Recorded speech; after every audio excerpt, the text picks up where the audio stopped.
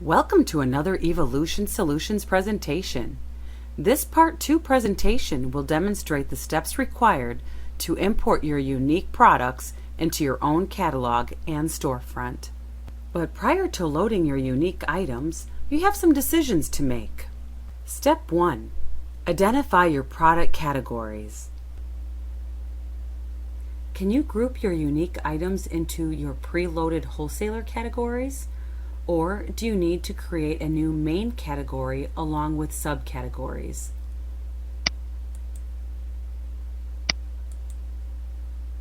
If you decide that you can load some of your unique items into an existing subcategory like binder accessories, make note of the ID number 267 in the lower left corner of your browser window. Each category ID image represents a category ID number. And once you decide which categories you'd like to load your unique items into, you'll need to use a category ID within your import file to make that association and to assign those particular unique items to that particular category for proper organization and display within your storefront. We'll cover that in just a moment. Okay, here we are in the admin tool. I'm going to take you right into the product manager, category manager, and this is where you can see the preloaded product categories that reflect your wholesaler catalog. If you click on the plus symbol, you will see all the different subcategories in the second level and then the third level of subcategories. So as I mentioned, you can certainly use these subcategories if they apply to your unique items. If you're looking to use that particular category, just click on Edit and you'll be able to see the category ID. Or you can certainly view that category ID as I mentioned a moment ago in the storefront. But if I'd like to if I want to add a new main category, I'm going to click this level here, Add New Category. I'm going to create a name called Coffee and Tea Lovers. And your description can be basically the same or anything else used for internal purposes.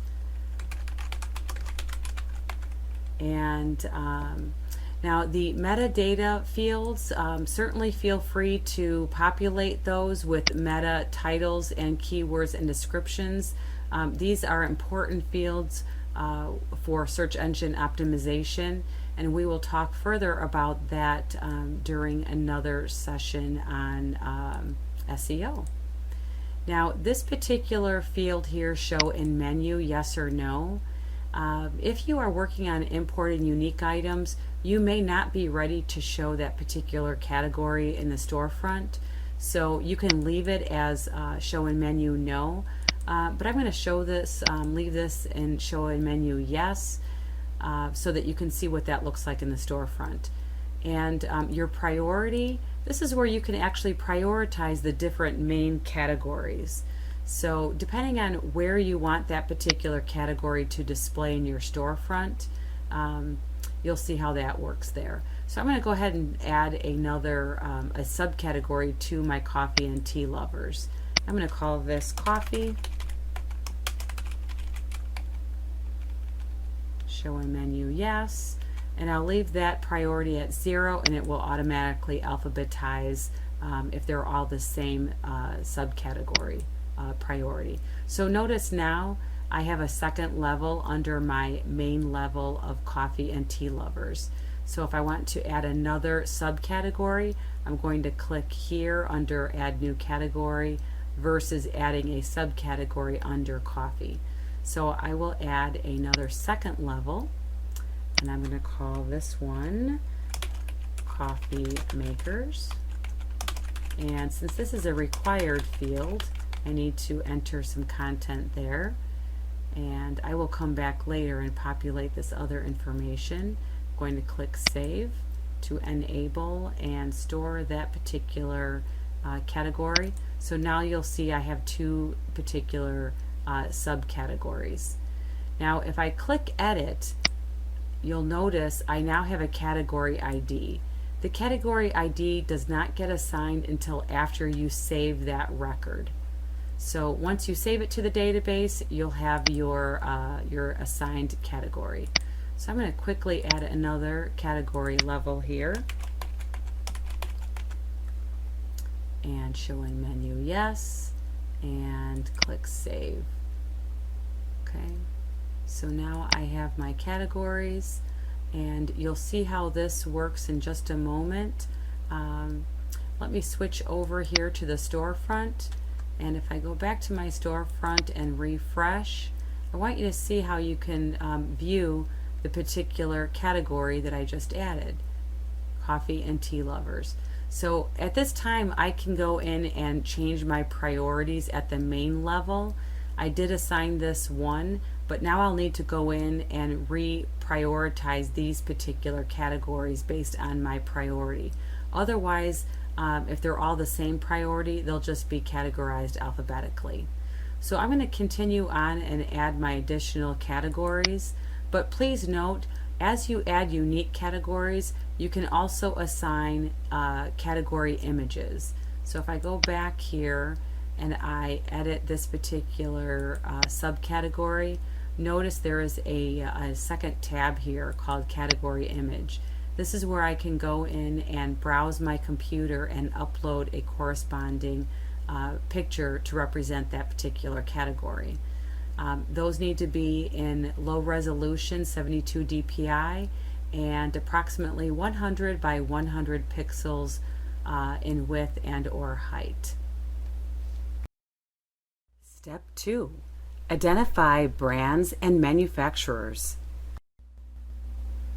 Are your unique item brands already preloaded in your wholesaler's catalog?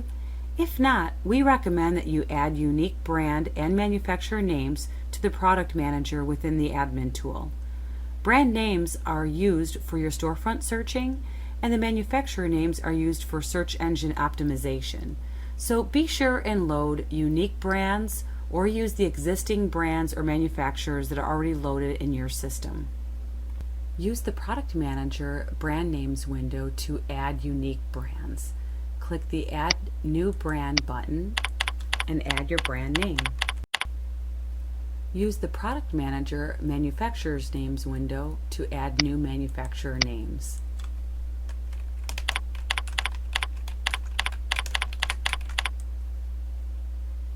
Step 3. Import your Excel spreadsheets with your unique product information. Use the import file template provided to add and update your unique items. All columns highlighted in red are required. Columns highlighted in yellow are optional, while the orange columns are used for memo purposes only.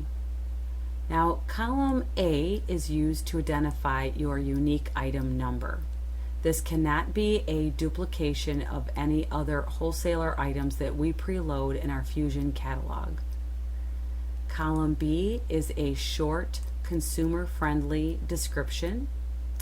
Now, I mentioned that column A is used for the part number and is used to add the product. However, I want you to know that you can use this spreadsheet to add items and update the records once you've added them. So once I import this spreadsheet and this item is added, I can make note of any typos and correct that typo and re-import the spreadsheet. So please take advantage of this functionality. It's a great tool to be able to quickly add your items and update them as well. We highly recommend that you use this spreadsheet for adding and updating versus manually entering your products. Now, columns C and D work together in identifying the unit of measure. Identify the selling unit of measure as well as the quantity. Take advantage of the fact that you have this additional description to identify how many are in a box or a carton, or how many bags are in a case. This will further identify any information that your customer needs to know when they're shopping and looking at pricing information. Column E is used to identify either the retail list price or your selling price. If you would like to show a discounted price in your storefront to your customer, then you may want to load a retail list price and then create a contract for them to extend their consumer price or discounted customer price. Column F is used if you would like to store your cost while you are collecting this information. However, this field will not be imported into your cost file. This step is important to load in a separate process because you can store different costs for different catalogs. So we store cost at the catalog level versus the specific item level. Column G is used to store the product image file name itself, not the actual product image. This is an Excel spreadsheet and is used to store data content only. A separate step will be used to actually upload the product images. Column H is used to store the product weight. This is only important if you plan to calculate shipping rates to your customers based on the product weight. Columns I, J, and K are used to store your dimensional information but are not used within the system. Column L is used to identify whether or not the product is taxable or not. Most items are taxable to your customer. However, there may be certain items that you may want to load that are service type items, like setup or installation type items. Most all products are taxable. However, if you have a customer that is non-taxable, you can certainly flag that customer as a non-taxable, tax-exempt customer within the customer manager. This is all information that we need to store at the item level. Now, the price matrix column is a powerful tool. This column allows you to calculate pricing differently based on a price matrix code. So please make note that we preload all of your wholesaler items with the letter A so that you can calculate all your A items if you choose to with a certain margin percentage or a cost plus percentage. And this is only important if you are storing or we are collecting cost for you. Cost is certainly required in this instance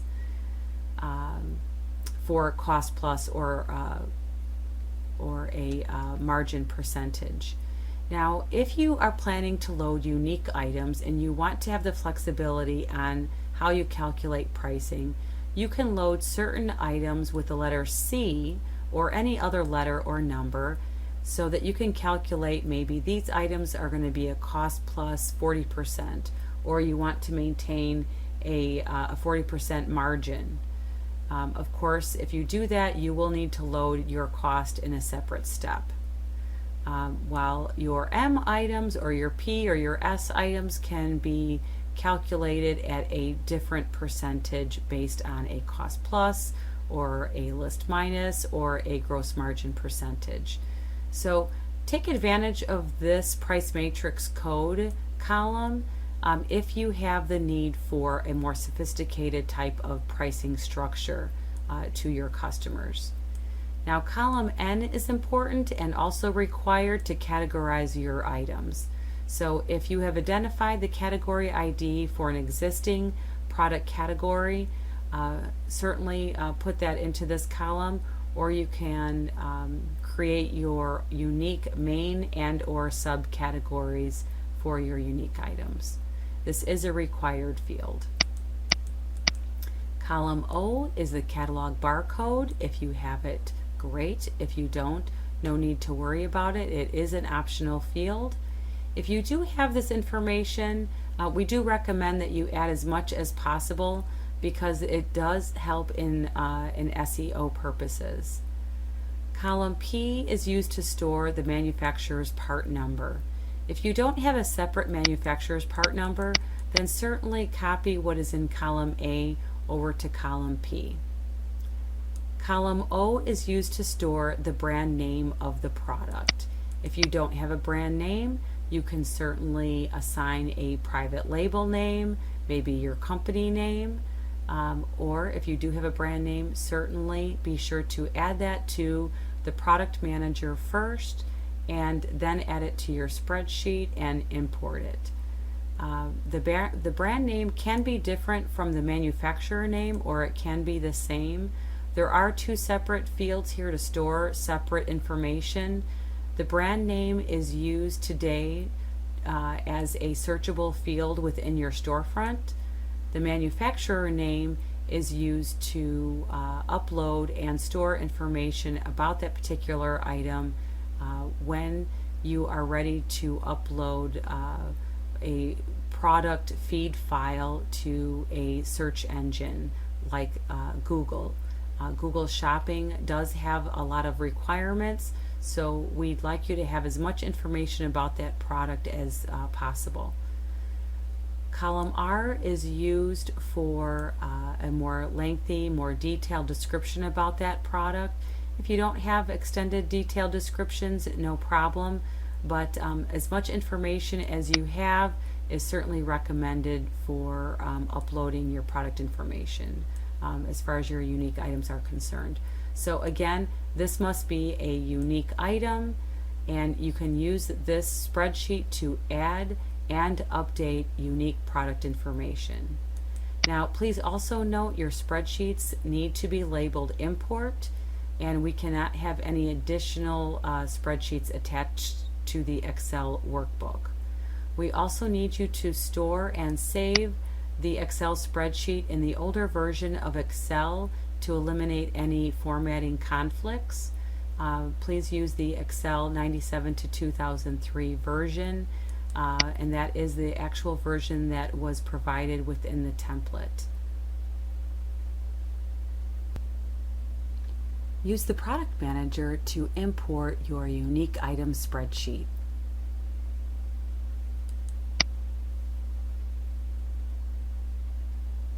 Once you've completed your product import, an import log will display with your results of the number of records processed, inserted, and updated. Step 4. Publish your unique items to your own catalog. Click Save in the Fusion Catalogs window within the Catalog Manager. This should only take a few moments. Step 5. Import your cost file.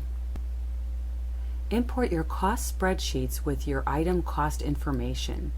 Maintaining cost is only necessary if you plan to create contract pricing based on a cost plus percentage or gross margin percentage.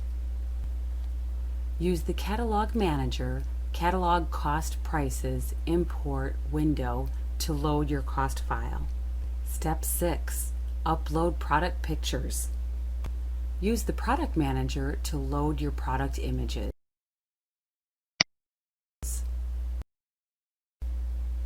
Once you have successfully uploaded your product import file, your unique items will be accessible within your storefront. Step 7.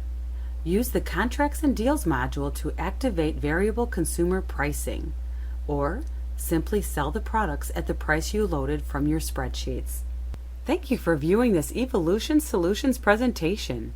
Please contact your Evolution account manager for additional assistance.